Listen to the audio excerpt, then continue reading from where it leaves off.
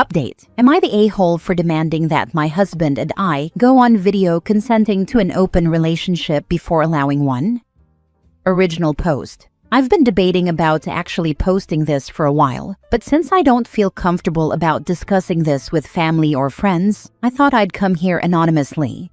I have been with my husband, both 35, since we were 15 in high school, and married him at 25 after our first child was born. We are each other's only partner for everything, and I thought we were good. Until my husband told me that we weren't. It all started when our first child, 10 female, was born, and the dynamics of our relationship went through a shift. I admit that it was a bit of a challenge, but I thought we were doing okay, until I got pregnant a second time, and we had our son, 6 male. It was rough, and between child rearing, both working, taking care of the home, and struggling to save for a bigger place, I honestly started to wonder if we'd make it.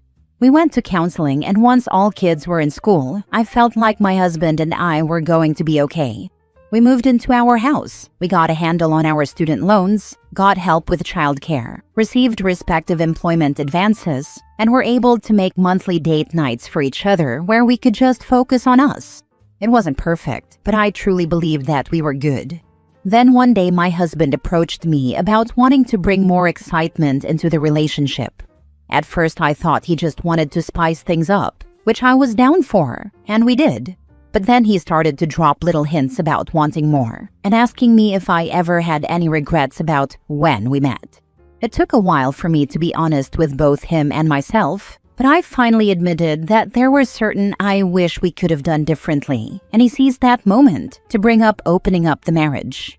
I was shocked, confused, hurt, and the thought of cheating entered my mind. He assured me that it wasn't, and sent me articles and videos about ethical non-monogamy. But I wasn't initially open to it.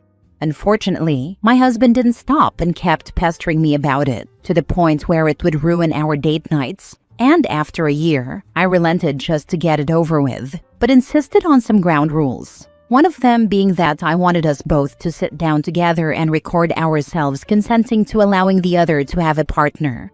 When my husband asked why, I showed him a post about a woman who was in an open relationship with her husband, and one day while she was out with her boyfriend, a relative of the husband saw, took pictures, and then confronted the wife with the entire family.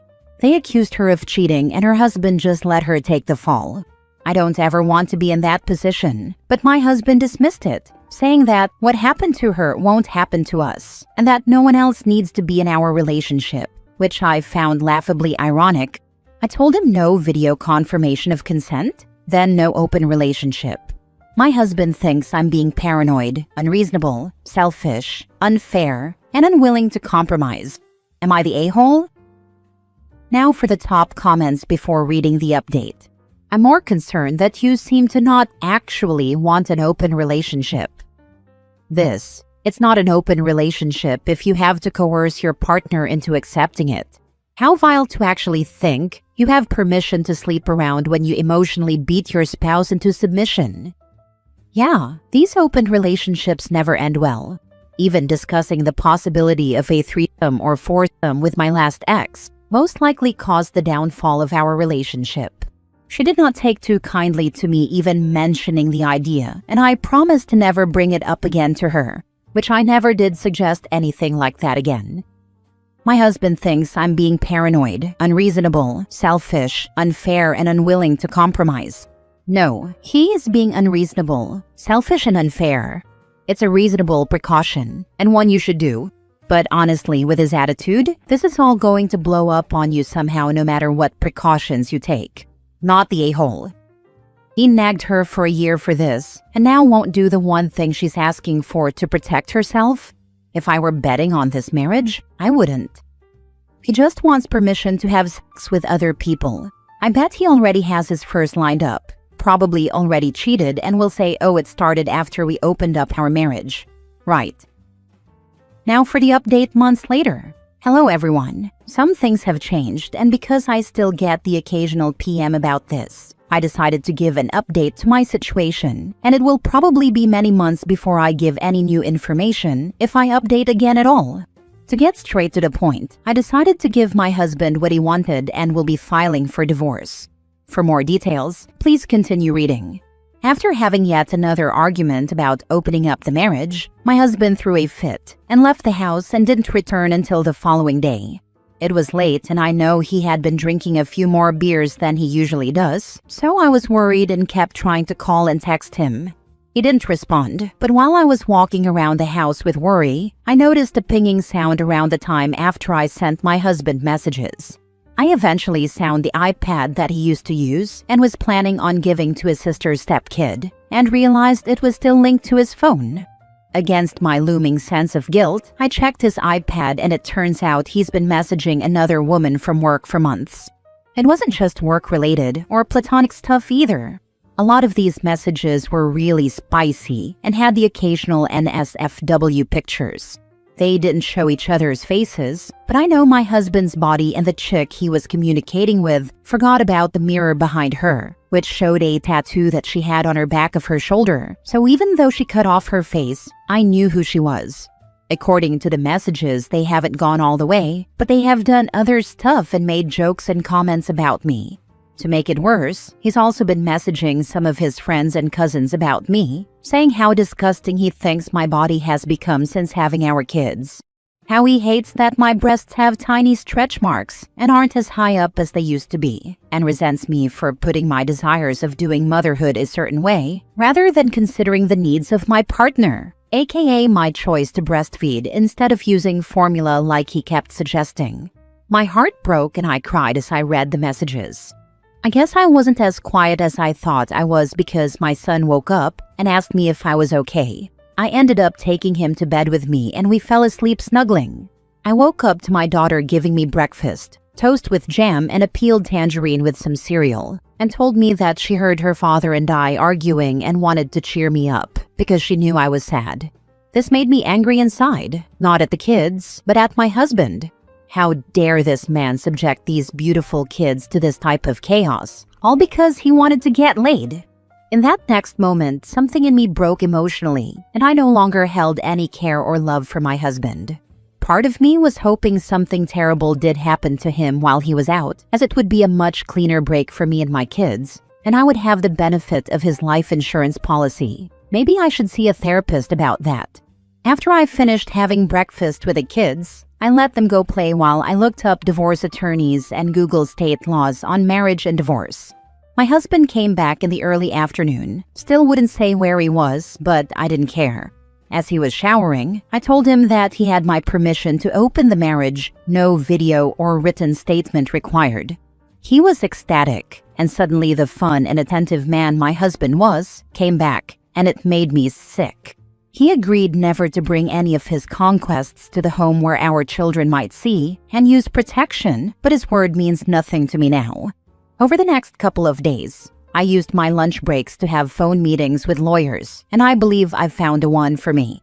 Since I gave my husband the green light, he's not being covert about his adventures and even showed me his Tinder profile.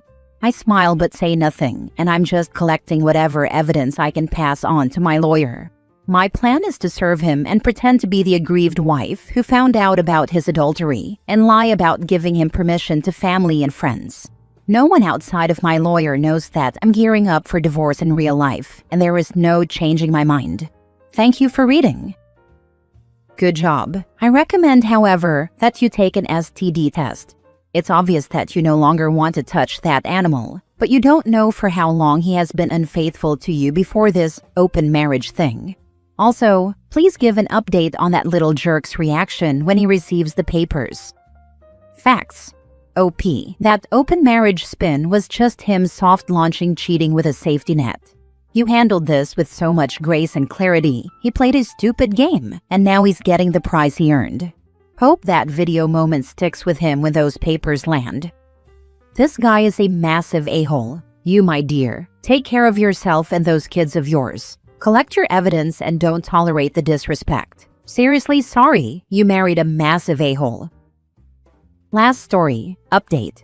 Am I the a-hole for telling my mother-in-law that she made her choice when she chose to keep seeing my husband's ex? Original post. I, 33 female, and my husband Tom, 35 male, have been no contact with most of his family for 3 years. In that time, we had our boys, which has made my mother-in-law try to reconnect. The issue centers around Tom's ex, Talia. I'm Indian American, and Tom is white, from a traditional small-town family. Talia, mother-in-law's best friend's daughter, was the perfect small-town girlfriend. Though Tom and I clicked platonically in college, he developed feelings after dating me a while. He broke up with Talia before we started dating, but mother-in-law stayed close to her, calling her the daughter she always wanted, even though Tom has a sister. Talia, the homemaker, was favored over us career-focused women. At family gatherings, I was polite despite Talia's open disrespect, but things escalated at our 2 weddings, Indian and American. My parents paid for both, and the dress code prohibited red, an important bridal color in my culture. At the Indian wedding, Talia wore an eggshell dress. White is worn at funerals in our culture. But at the American ceremony, she showed up in a red bridesmaid dress with a high slit. After Tom and my sister-in-law asked her to change, she left and came back in a green dress.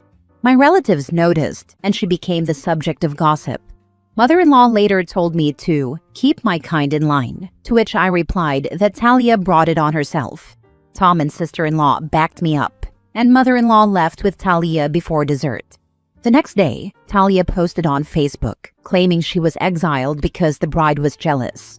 I posted in response, tagging mother-in-law and calling Talia out for knowingly violating boundaries. I asked mother-in-law to keep Talia away from holidays. She could keep her spa days, but I didn't want her at family events. Mother-in-law agreed, until 3 years ago when she invited Talia to Thanksgiving, an event I hosted. Talia showed up with a pie and a passive-aggressive comment about my ethnic cooking. I slammed the door in her face and told mother-in-law to leave too. Tom backed me up and told his family they lost access to us the moment they chose Talia. We've been no contact since. Last week, mother-in-law texted me wanting to reconcile after seeing a photo of the boys. She claimed she's no longer close with Talia, but Facebook suggests otherwise. I told her, "You made your choice." Tom doesn't miss them and says life's been better without his mom. Still, my brothers-in-law, father-in-law, and their wives are asking for a second chance. Mother-in-law always wanted to be a grandma, and her other sons don't have kids. But I can't forget the years of disrespect. And Talia's still around. I don't want to reopen the door just to invite chaos back in. Am I the a-hole for telling my mother-in-law she made her choice? Edit. For clarity, Tom did not cheat on Talia. He broke up with her before we dated. There was no overlap, only some early emotional bonding that never crossed lines. Now for the top comments before reading the update. Info. Did you marry your husband or your brother-in-law, their wives, and your father-in-law? Because your husband is relieved, but you seem to think you might be the a-hole for not taking away that relief? It's just a weird thing to think you're an a-hole for not being a bad wife. It is mostly due to my overthinking. I just tend to overthink now, which really wasn't a problem before having kids. I once spent 20 minutes in the kitchen debating on if Tom thought my feet smelt post-birth. Legit cried, and Tom had to hold me and assure me I didn't stink. It's funny now, but back then, I was worried about an oncoming divorce because my toes were gross. Postpartum hormones were haywire, and my confidence never fully recovered. Not the a-hole. Mother-in-law made her choice. Said she changed, but you see she hasn't on Facebook, so she doesn't deserve another chance. There is no endless chances clause, no auto-forgive clause, or the right to be included for anyone or family. If you don't behave, you don't get to be included. When you get the chance, tell mother-in-law she can be grandma to Talia's kids. Not to mention, mother-in-law has had years before kids arrive to apologize and hasn't. She just wants access to your kids, even if they are half Indian. Which, by the way, what's stopping mother-in-law from acting racist to them and putting them down? Now for the update. First, thank you to everyone who supported my original post. I was emotional when I wrote it and didn't explain things clearly. So let me clarify. Tom did not cheat on Talia. Their relationship ended before ours began. They dated since middle school. Tom and I became friends in college, and after realizing he connected with me more, he broke up with Talia and asked me out the following week. We didn't get romantic until 4 dates in. No overlap, no affair. Also, Talia is the one who wore the white dress to the Indian wedding and attempted to wear the red dress to the American wedding, not the other way around. I know that caused confusion. Now for the update. Tom and I are still no contact with mother-in-law. After more texts from her, we sent one final message stating she had repeatedly disrespected our boundaries and that we weren't interested in reconciling. We called out how she prioritized Talia, enabled her behavior, and turned a blind eye to her insults and drama. We reminded her that our wedding boundaries were ignored, that she made it clear she preferred Talia as a daughter-in-law, and that she lost all credibility with us. We warned her not to pursue grandparents' rights and told her to leave us alone. Then we blocked her and locked down our social media. We also asked friends and family to do the same if they had mutual connections. Things have been quiet since. Talia did see the post though. She screenshotted it and texted Tom through a burner number. He replied with laughing emojis and blocked her. He's always had my back, even during the worst of it. People criticized him last time for not doing enough, but managing mother-in-law was a circus act. He and sister-in-law have always been on my side, even subtly, like the time Tom accidentally poured water on Talia after she spilled soda on me at a barbecue. Someone compared Talia showing up to our weddings to Camilla showing up at Charles and Diana's. Honestly, it kind of fits, except Talia will always just be the ex. If anything else happens, I'll update again. I got temporarily locked out of my account for suspicious activity. Mods thought I was a bot, but fingers crossed it doesn't happen again. Thank you all again for your support. Having read your prior post, I honestly think that the response you formulate with your husband needed to come from him alone. Not because you don't have every right to speak up, but he needs to do a heck of a lot more to defend you. Hindsight is a thing, but why on earth he didn't step up and nip all of this in the bud yonks ago is beyond me. Also, I'm genuinely curious here, so no malice meant at all, but why is wearing white not okay to an Indian wedding? Obviously, I know it is a faux pas here, but didn't know it was a thing in your culture? It's not that it's not okay, each bride is allowed to wear what colors they want. However, we stated no white and no red. White is typically worn at funerals in Indian culture, so I personally view wearing white, and all its off forms, as someone wishing death to the relationship. That's just personal superstition. Also, Tom has defended me. He and his sister always put up a united front because Talia was deeply ingrained into the family dynamic. Mother-in-law is one of those church ladies, and Talia is also highly involved with the church, so every nook and cranny had a bit of Talia. It wasn't possible to totally cut her off, since at that point in time, we wanted to keep his family in his life. We just had to prove I wasn't leaving. Now we don't care, so no more mother-in-law drama. I asked to be advised when you updated after reading your original post, and I just received the notification. I'm so glad that you don't have to be nice to Talia or mother-in-law anymore, but I think you are counting your chickens before they have hatched. If Talia is really ingrained in mother-in-law's church and is spending all her free time with mother-in-law, who is undoubtedly telling her that she should just wait for you and your husband to fall out, then she is never going to meet someone else. Your mother-in-law has total control of this woman. It's scary. You are doing exactly what you should be doing. Stay as far away from both of them as possible, and make sure you have CCTV cameras on your home. We got cameras not long before the boys were born since our neighbor's car got vandalized. We have them all around the house and inside. So, needless to say, I understand the sentiment. I don't plan to ever have contact with mother-in-law or Talia again.